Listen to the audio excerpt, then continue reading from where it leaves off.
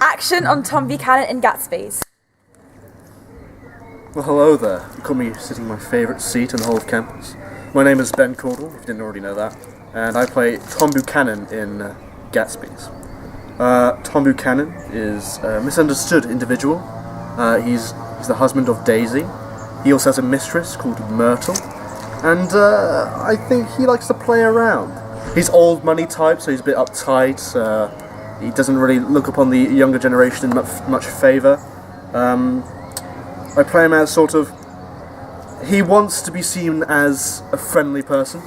He wants people to like him, but he doesn't give time of day to anyone, other than his mistress and obviously Daisy, who he's in an abusive relationship with.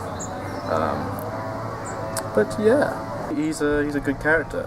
I think he's again a misunderstood individual.